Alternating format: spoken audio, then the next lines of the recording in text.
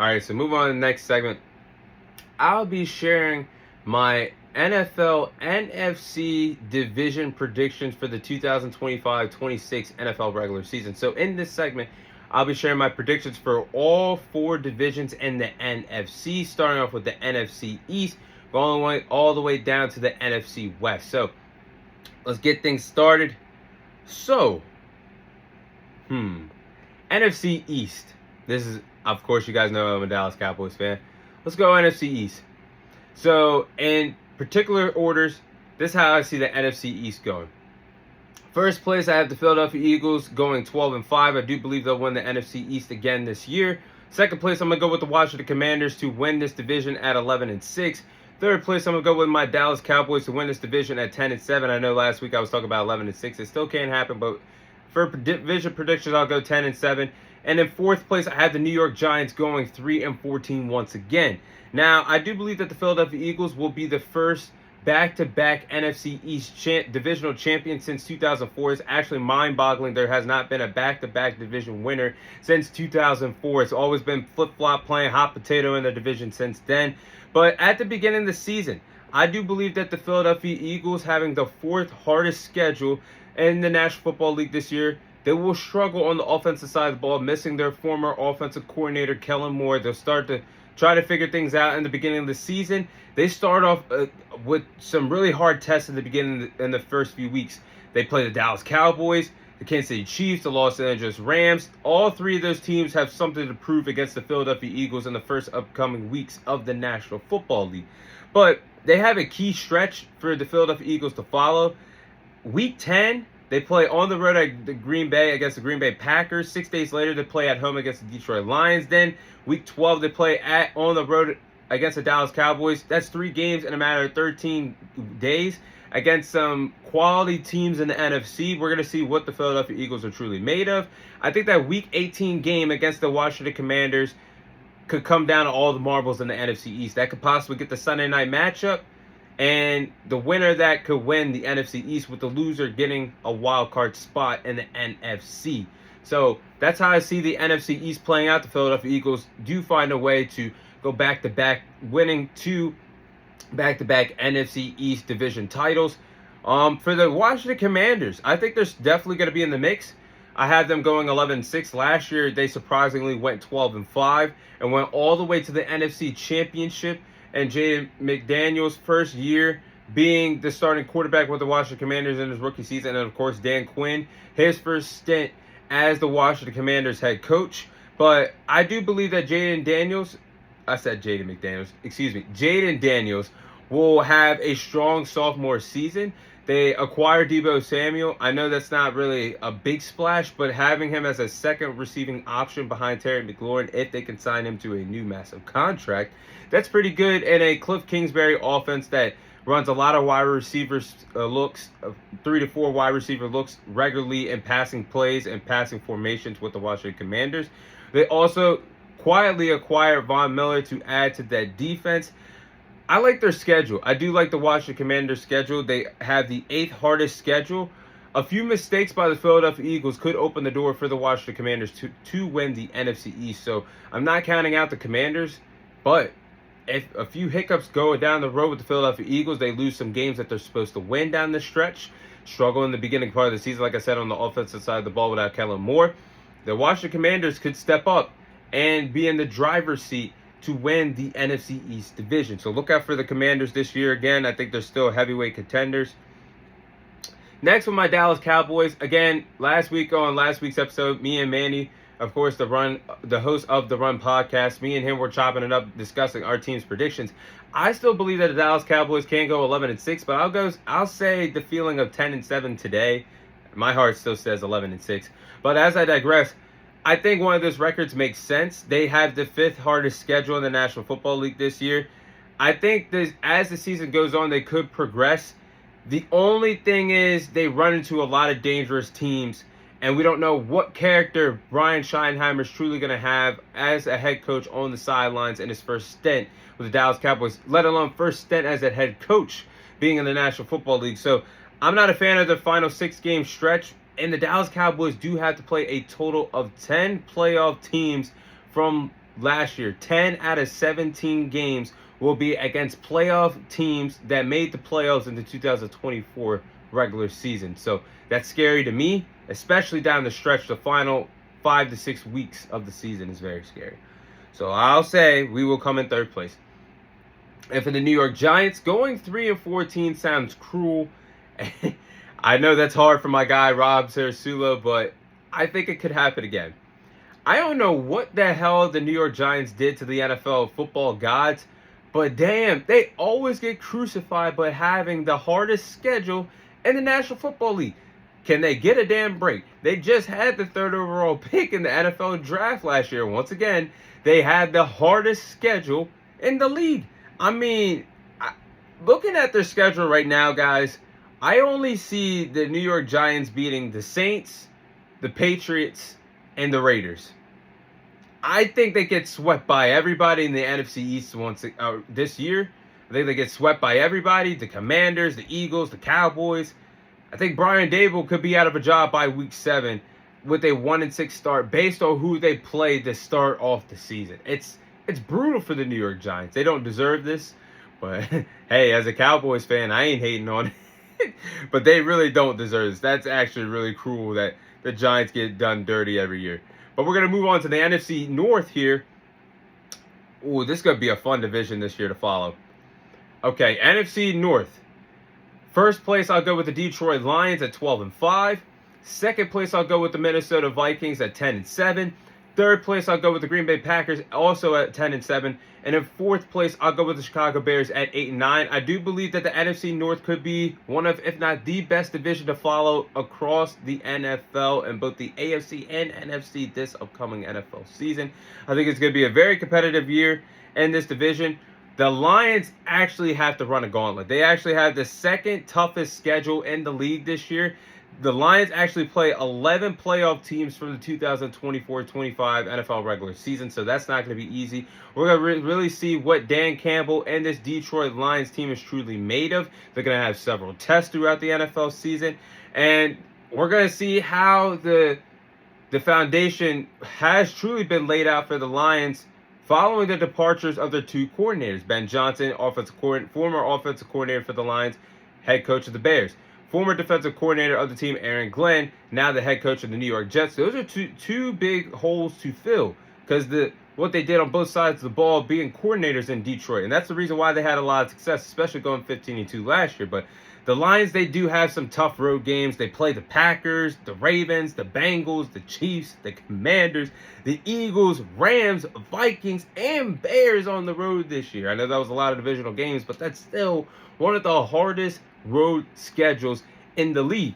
But I think they'll figure it out. I think they'll still go 12-5. They still have their offensive weapons. They still have Jared Goff, Amon-Ra St. Brown, Jamison Williams, Sam Laporta, Sonic and Knuckles Gibbs, and David Montgomery at the running back position. Still have the second best offensive line, in my opinion, in the National Football League.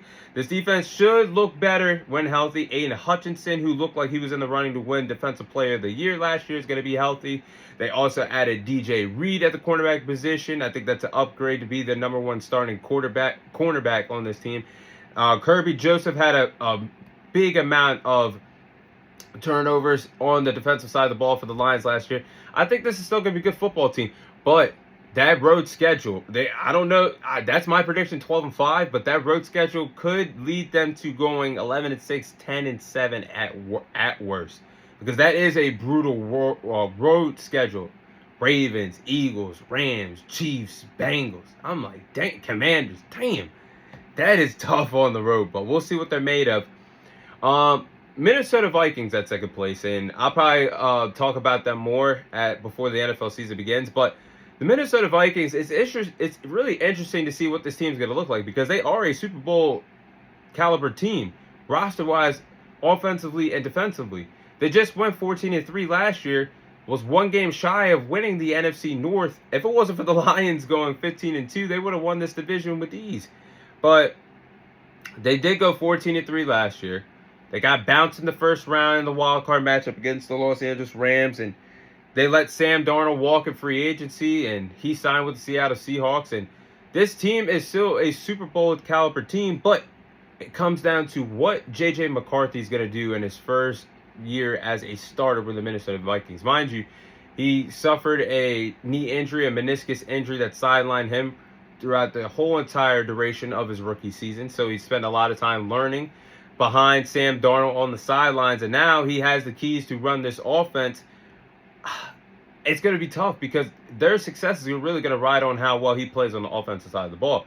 The secondary did take a hit as well. Stephon Gilmore, they lost him. Cameron Bynum, I didn't want to pronounce his last name wrong, but I got it right. Cameron Bynum is also gone from the secondary for the Minnesota Vikings, so they'll take a hit on in the secondary. But there's just too many question marks for the Vikings right now. I think 10-7 is a safe bet because we don't know what J.J. McCarthy is going to look like at the NFL level, even though Kevin O'Connell is a QB whisperer. Had success with Sam Darnold, had success with Baker Mayfield, of course had success with Matthew Stafford. But we don't know what J.J. McCarthy is going to do at this next level. And they have a tough road schedule, so that makes me believe that 10-7 is an appropriate record to give the Minnesota Vikings this year.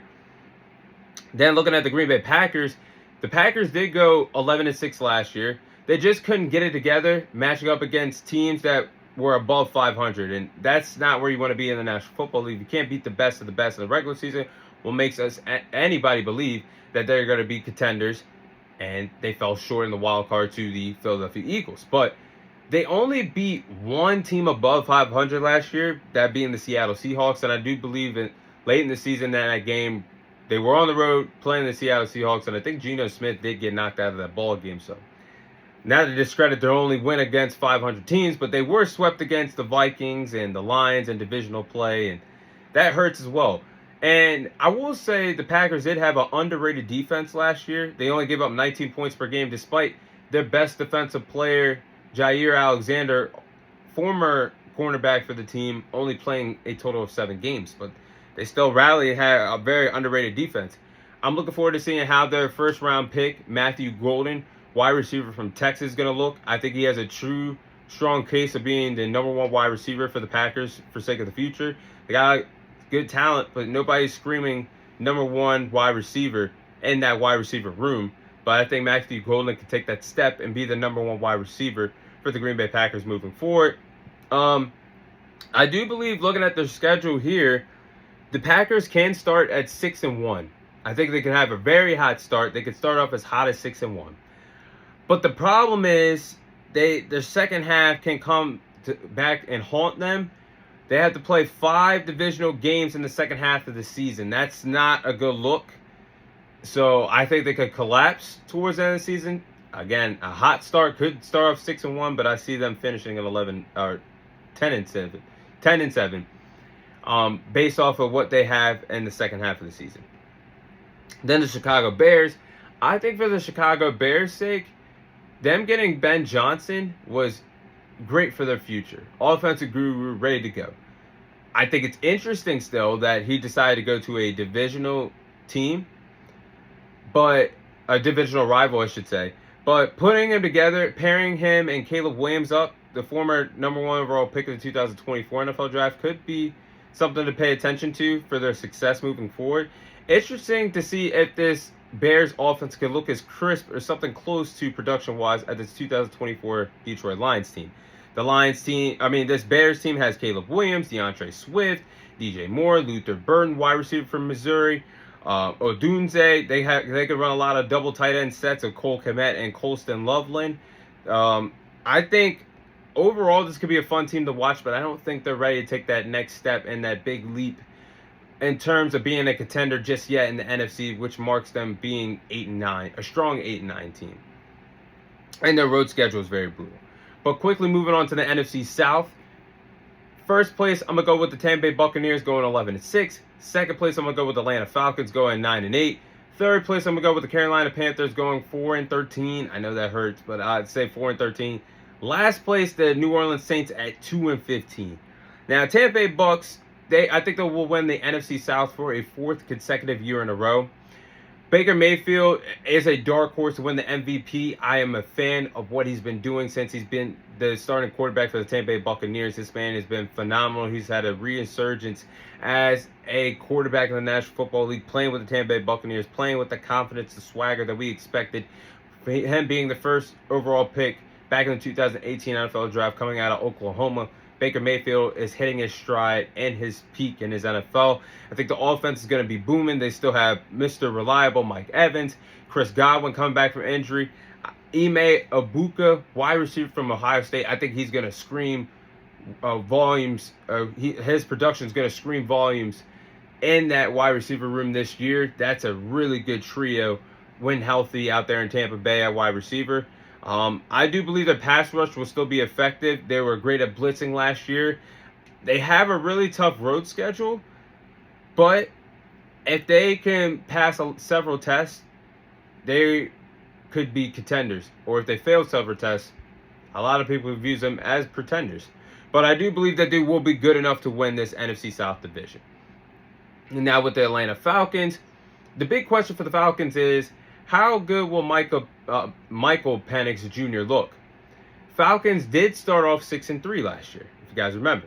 But then Kirk Cousins was playing through injury. His production was horrible, turnover machine, and they finished the season at 8-9. And they just ripped the Band-Aid off and just let Michael Penix Jr. finish the final 3 games in the National Football League for them last year. But Michael Penix Jr. is set up well to succeed. We're going to see if he can translate his game that he had at college to the National Football League. He's set up to succeed. He's got Drake London, Darnell Mooney, Bijan Robinson, Tyler Algier as their backup running back, Kyle Pitts, if he can finally step the hell up at the tight end position. I mean, they got everything. But the question mark here, another question mark here is Raheem Mostert. Excuse me, I'm so sorry. I apologize. Raheem Morris, their head coach, and looking to see if he's a locker room lead. I'm still looking to see if he's a locker room leader. He had a lot of questionable clock management skills and issues that he needed to work on from last year. Being a former defensive coordinator, the defense didn't look as sharp as I thought it would have last season. Secondary was very shaky at times, but I want to see what these edge rushers of Jalen Walker and James Pierce, 2 edge rushers that they took in the first round, what they'll have on the defensive side of the ball, what impact they'll have on the defensive side of the ball. But too many question marks at the head coaching position, and Raheem Morris, I don't know why I keep thinking of that running back. Raheem Morris and quarterback Michael Penix Jr. But we'll see what happens with them. So I'm going to go 9-8. Panthers, all eyes are on the Panthers. Bryce Young heading into his 3rd season. He's shown growth after being benched by Andy Dalton early in the season last year. 15 passing touchdowns and 9 interceptions. Tight ball games they played last year, that if you follow the Carolina Panthers, they did play against the Kansas City Chiefs, gave them a run for their money, and the Philadelphia Eagles. Both of those teams escaped with wins against this Carolina Panthers team. They did take Ted McMillan, 8th overall wide receiver in the NFL draft. I think Rico Dowdle and Chuba Hubbard could be a lethal duo at the running back position for the Carolina Panthers, but defense finished dead last in points allowed per game, and they gave up the most passing yards per game. They were horrible at defending the run last year as well. I could see a lot of games they'll make competitive, but I just don't see a future that they could win more than 4 ball games this upcoming NFL season. I'm not ready to make that leap just yet, but we could see a really big leap year from Bryce Young. And the New Orleans Saints, I honestly see them going 0-17, but I'll give them the grace to say they'll go 2-15. New Orleans Saints have nothing special at the quarterback position. That Derek Carr retirement truly hurt him. Tyler Shuck, I don't see anything special in him, and if things don't go well with him, you're going to really turn to Spencer Rattler at the quarterback position. So I don't think that makes anything better. They don't get me wrong, the Saints have talent. They have Chris Olave, Rashid Shaheed, Alvin Kamara, Taysom Hill. Their decent upgrade of the offensive side of the ball was Brandon Cooks.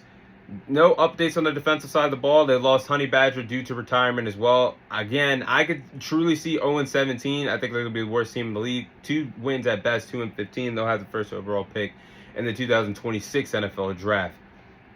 Then The NFC West, I'll go first place Rams at 12-5. Second place, San Francisco 49ers at 11-6. Third place, the Seattle Seahawks at 9-8. And fourth place, Arizona Cardinals at 7-10. Now with the Rams, I think they'll be riding a wave of momentum based off of the production that they gave us last year. Knocking off the Vikings in the wild card game. We're just a few plays away from defeating the Philadelphia Eagles in the divisional round on the road. So I think this team is going to be really good. They had a really good offseason, in my opinion. They did find a way to keep Matthew Stafford in town under contract for a few more seasons. Davante Adams at the wide receiver position, I think respectfully, is an upgrade over Cooper Kupp. Only because Davante Adams is health. He's still reliable, still hasn't lost a step, hasn't lost a beat. Cooper Kupp, the injuries are starting to pile up on him, and he's unreliable at times for the Los Angeles Rams. So I see why they decided to cut ties with him and release him from his contract. But I think Davante Adams and Puka Nacua can easily be a top 5 NFL wide receiver duo heading into the National Football League this year. The front seven will be really good. The secondary is decent. That's the only hole that I see in this Rams team. They're going to be a heavyweight contender in the NFC. I like them going 12-5 this year. Second place for the 49ers. 49ers were depleted with injuries last year across the board, as we know. Brandon Ayuk, Trent Williams, Christian McCaffrey, Dre Greenlaw, and several others. They lost a lot of pieces during the NFL all season, so I think it's fair to say they'll go 10-7. They lost several pieces. They will be a competitive team, but it doesn't scream Super Bowl contenders in the NFC. I think they're just in the middle right now. I don't see why people would trust them to be contenders based off of what they've lost in the offseason. And the wide receiver room is actually very questionable as well right now. How will Brandon Ayuk look coming back from that torn ACL injury? Can Ricky Purcell step up in the offense? Is Jawan Jennings set up to have a big season if he's still in San Francisco by week 1? They do have a very easy schedule. They only play 4 games that are against playoff teams from the previous NFL season. So they can gain confidence. But I think 10-7 is a good, safe bet for the San Francisco 49ers. Seattle Seahawks, they get a slight upgrade, in my opinion, at the quarterback position. Sam Darnold over Geno Smith. I really do like the duo of Jackson Smith, Nick Jingba, and Cooper Kupp at the wide receiver position. I think that should be fun. I think there should be a run-first offense with Kenneth Walker at the running back position if their offensive line can stay healthy.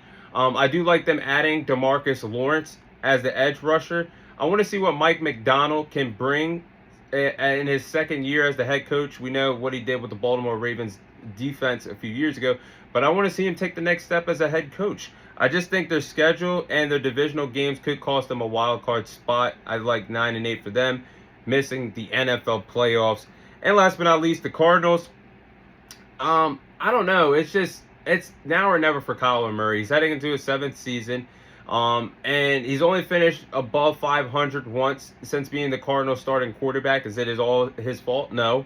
But I don't know. He just got to show me something different for me to believe in the Arizona Cardinals moving forward. They do have a chance to prove me wrong, though. I do like the foundation that Jonathan Gannon is building. Marvin Harrison Jr. could step up in his sophomore season. They do have Trey McBride, one of the best tight ends in the league, upgraded the defense.